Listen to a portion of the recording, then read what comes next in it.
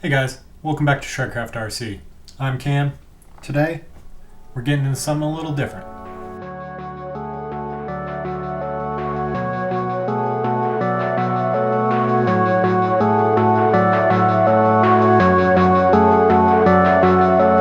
Is this a clone, or is this a new type of chassis? Let's get into it. There are a lot of factors that go into making a good RC drift car. A lot of that has to do with precision and precise parts to create accurate steering alignment, just like we talked about in the last video. If you guys haven't checked out that video, make sure you check out the link up here where I show you how I set up my RC drift car, go into depth with RC wheel alignments, and fix some problems that I was having with my own alignment on my own RC drift car. Now, if you're an enthusiast of RC drifting, you've probably heard of all the big brands. Yokomo and Rev D, MST, Red Cat even has an RC drift car, and then you have some other brands like Sakura and Shibata. So a lot of these brands are well known and people have heard of them, and they create good RC drift cars. Everywhere from a base level entry point, like my Rookie Drift 2.0 that Yokomo makes, all the way up to full aluminum chassis like the MD 2.0 or even the SD 3.0. And then you have top tier cars like the Overdose Galm. And these are all brands and names that we've heard of and that we're familiar with and that create good products. Even the Rev D RDX, being a completely plastic car out of the box, it drives great, has a great alignment, and you can really tell that it was designed to be a drift specific car. Now, this company reached out to me recently, PMM-RC, and it's clearly a Chinese brand that makes replica parts for other remote control vehicles. Now, when they contacted me and sent me photos of their latest chassis kit, I was a little hesitant, and I actually called them out on copying what most people know as a Sakura D5 or a D5MR. And now these are more recent offerings from Sakura, and even though they are budget-friendly options, I do see people at the track being able to drive them. So this company reached out. They said they are not a replica brand, but they are a performance parts aftermarket brand, and that kind of sparked my interest. So I agreed to check out one of their chassis in order to give them my feedback from my experience with all my tuning and driving, which I don't want to brag, but I do have a pretty good grasp on how to drive these cars, how to tune these cars, and how to set these cars up, compared to, let's say, somebody who's new getting into this hobby. When you're new and getting into this hobby, much like myself, I didn't have a very good idea other than my real world drift knowledge on how to set up a car.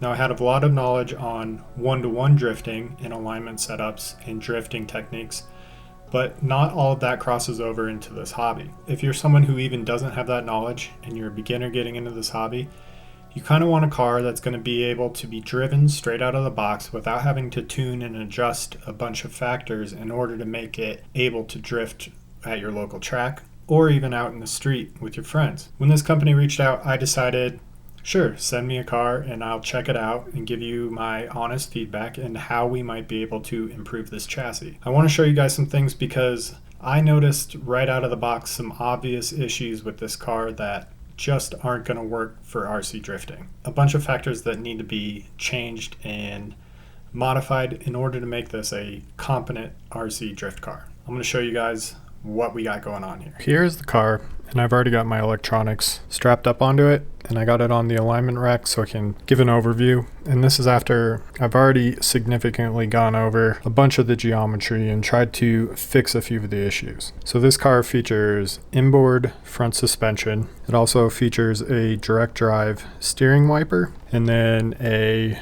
mid-high motor low battery rear ESC mount, but I like my ESCs mounted in the middle of the car. It features a belt drive transmission, a diff that appears to be something that you would see in like a Tamiya TT02. It's not the beveled gear differential that the D5 has. And then outdrive cups and these really weird CDVs. Now the first thing I noticed when I was kind of just flexing the suspension right out of the box is that this side On the right here was super stiff in this ball cup into where the hex goes. This one was tight and this one is extremely loose. Not sure if it's going to show up on camera, but that outdrive is just wiggling around. And then from where the hex and the pin are to the shaft there's a lot of play. So I can only assume at high RPM that's going to cause some issues. They did include a bunch of shims and other items to what I'm assuming rectify these sloppiness issues in the arms. And the other thing, right when I put the motor on, is that they include what looks like a 18 or a 19 tooth pinion, and then this little spur gear that appears to be, it's not written on there, but it's like a 64 tooth, like something out of a Tamiya TT02 speed gear set. And the problem was how they have the motor mount set up, there wasn't enough adjustment to actually get that pinion to hit that spur. So I went ahead and I put on one of my 86 tooth spurs that I had and a 24 tooth pinion, and I was able to get a decent mesh there. Because at the end of this video I want to take it to the track and I want to run it. I want to see if this car is possible to drive. Along with that, fiddling with how the servo mounts. If I were to mount the servo on top of the plate, the wiper arm, there's no servo horn included, so that's going to have to do with getting your alignment right. But this arm, the wiper here, sat way too high and was actually hitting the bottom of the arm, and if you were to space it down, it would hit the lower arm. So I kind of have it in a nice medium here. The problem being that the bump steer is just atrocious, where there is so much bump steer because of the angle of the tie rod to the lower arm. The way these knuckles are set up, they're bidirectional, so the spacing between the top and lower mounts are exactly the same, along with where the tie rod mounts is perfectly even through the sweep. So even if you were to flip the knuckles, you still wouldn't have correct geometry. I was able to get this to a similar alignment at -7 degrees on each wheel. The Ackerman looks somewhat decent. We'll throw some wheels on it and take a look at it here in a bit. The shocks are way too stiff for this chassis. I've never really used inboard suspension, but I do know how to set it up, and I made some adjustments. These are not turnbuckles. These are just rods with the same thread, so you can't really adjust them. You have to pop these balls off, turn it, and then put them back on. This is way too stiff for a drift car.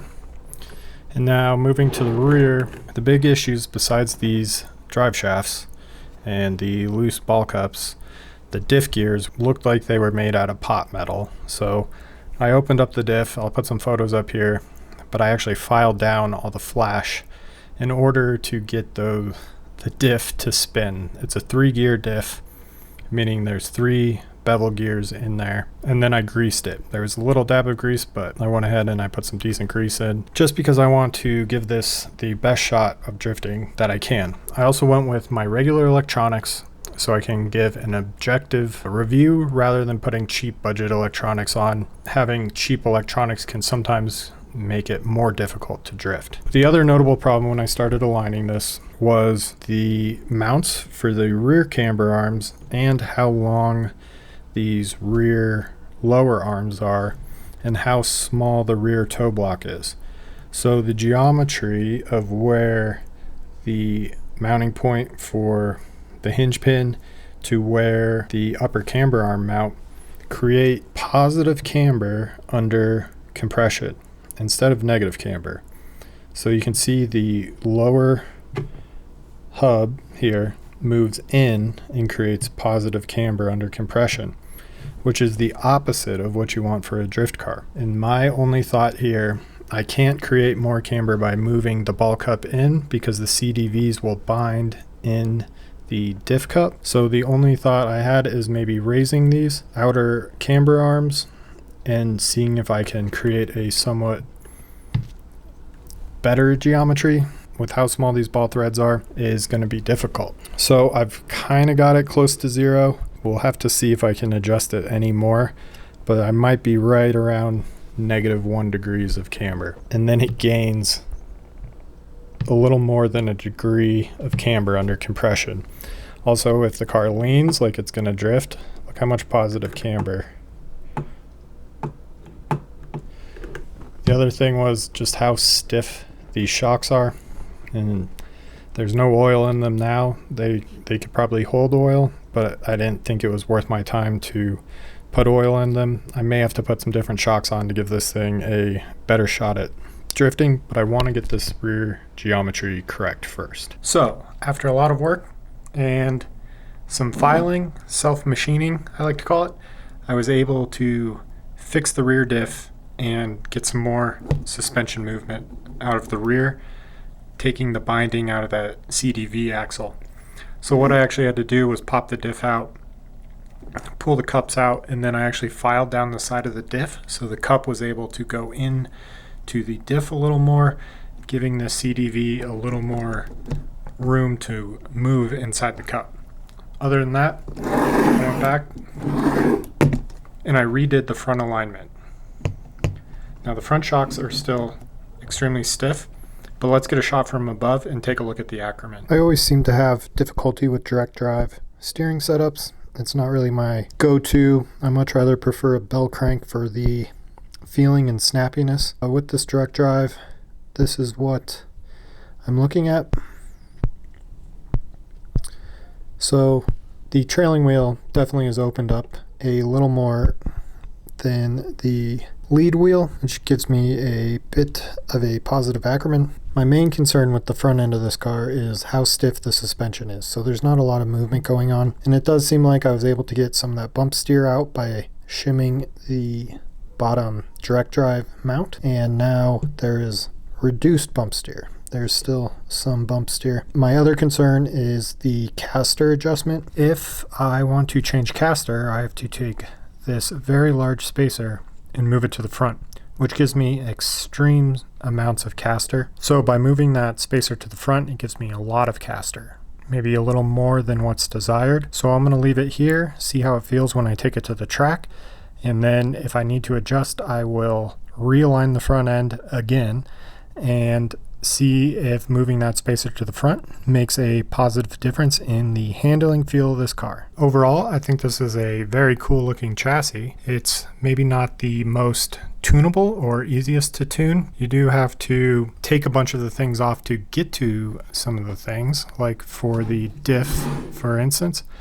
You have to take the motor off, the suspension tower, this ESC plate, and then you have to get the belt off the diff and pull it out. So there was a process there. Again, these closed end ball cups are not my favorite. They are a pain to work with. And if you're taking them on and off a lot, you end up marring them up. I ended up marring them up. There's probably a tool to pop those off easier, but it's not something I have. This looks like it may be having some of the same instances that the other car was having, where this wheel's remaining negative at full lock. So maybe I'll pull a little more camber out and see if that fixes it. And then I do have stoppers here on the knuckles so it doesn't over rotate. But the next step will be to get this car to the track and see how it drives.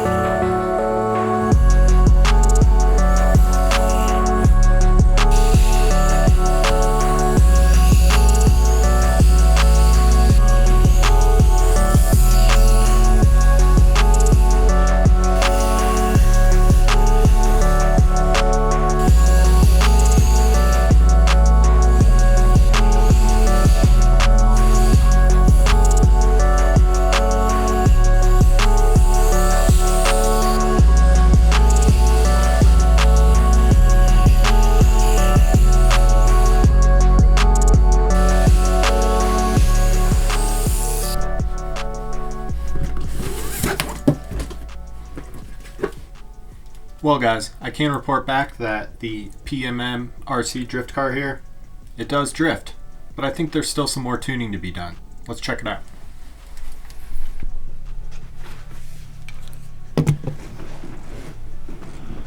So it wasn't the easiest car to drive necessarily. but I was able to get the hang of it, and I ended up focusing more on driving than recording some footage, but I hope you guys enjoyed some of the running footage there. So what I noticed was with the direct drive steering, this car is very snappy. So what I ended up doing was actually turning some of the servo power down through the ESC. I am running the Hobbywing XD10 Pro and the D10 motor here, 10.5 turn. The transmission, the power delivery, everything else felt really good. I think I ended up playing with a little bit of the timing settings just to be able to keep up with some of the other cars.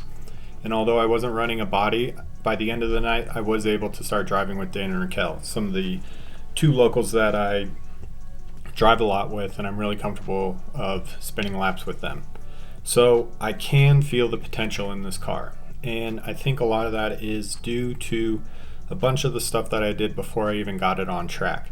Making sure that the alignment was correct, making sure that the suspension was moving pretty freely, even though I can still tell that these stock shocks that came on it are a little too stiff for the actions of our polished concrete track, where there's not a lot of grip, so you tend to run a softer suspension setup in order to gain that traction that you're looking for while you're drifting at scale science. I was, let's say, pleasantly surprised that after all the hardships that I went through, tuning it and kind of getting it into a frame where I felt it was similar to what I was driving with on my RDX. And if you'll notice, this is back to a carbon chassis. I got some things coming up with this car in the future, but I wanted to spend some more time with the PMM-RC drift car just so I could give my honest feedback and more of an objective based post rather than being like, oh, it's a clone, it's terrible, it's not going to drive good. I actually think this car can drive, it just needs a little bit of work to get there. My overall thoughts are that yes, this could be a viable option, especially with some tuning needs, maybe changing the shocks, and then spending a little more time on that front alignment and possibly changing the front knuckles to better correct that geometry. But overall, it does drift. So that already exceeded my expectations of what to expect with this car. Well guys, thanks for checking out the PMM-RC drift car with me. Hope you guys enjoyed some of that footage and checking out what the possibilities are of tuning a cheaper or lower end RC drift car. It is possible. It exceeded my expectations. But I just want to say thanks for watching. Make sure you hit that subscribe button. Check out more awesome RC content from Shredcraft RC, and I'll catch you guys on the next video. Thanks for watching. Peace.